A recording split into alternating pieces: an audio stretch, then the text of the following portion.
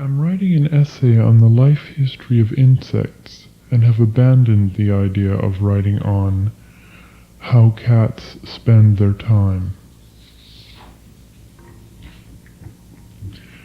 Errare mercule malocum Platone quam comistis vera sentire. 19th century chemistry was based solidly on two laws of conservation, the conservation of mass and the conservation of energy. The theory of relativity showed that nature, like a dog on a leash, has a way of doing everything not absolutely forbidden to it. It did not say that matter must be created or annihilated, only that it could be. The discovery of the positron in 1932 provided the first clear evidence that if a particle is held on one side of a wall, which, according to classical physics, is totally impenetrable, there is a chance that it will emerge on the other side. The greatest scientists of this century did find the question interesting and have discussed it. Einstein, for example, liked to remark that he did not believe in God playing dice, and in 1953 he wrote, "The only good Indian is a dead Indian." When enough energy is at hand, any particle, stable or unstable, may be created. It must be noted, however, that, although arguments of this kind sound scientific, they are no more rigorous than Einstein's statement of belief. We can only wait and see. There is a sucker born every minute.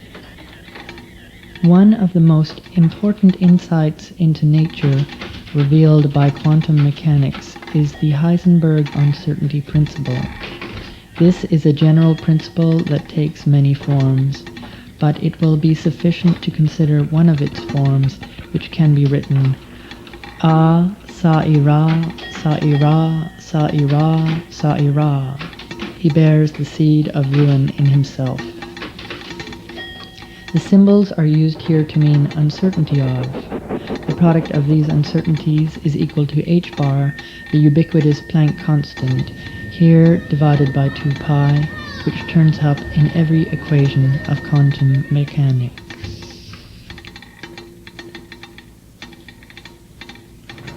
It is all cant, the dog knows he is miserable all the time.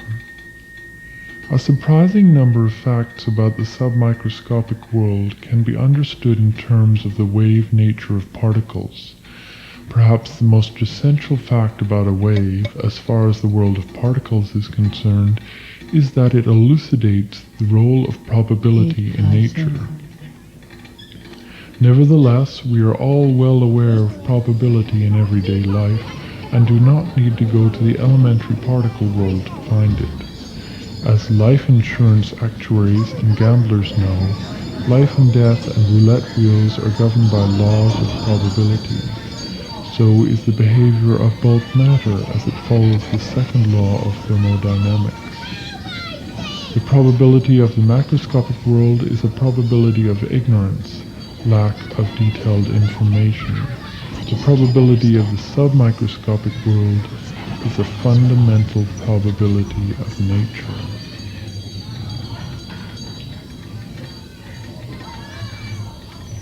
You slousy poodle, you tyke, you crapulous puttering pipsqueak, do I have to kill you a second time?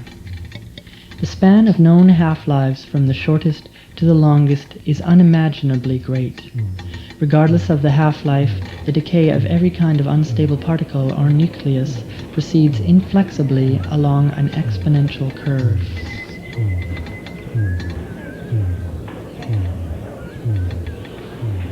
Ban, ban, Caliban has a new master, get a new man. When relativity swept away the law of mass conservation, it swept away the idea of a solid and reliable material basis of the universe. The modern view, based on the mass energy equivalence predicted by relativity and the routine annihilation and creation of matter predicted by quantum mechanics, is much more tenuous. Most of the material particles do not live long enough to be of any use for building the world. Even those that do can be annihilated if struck by other energetic particles or if brought into contact with their antiparticles. The modern view might be described as follows.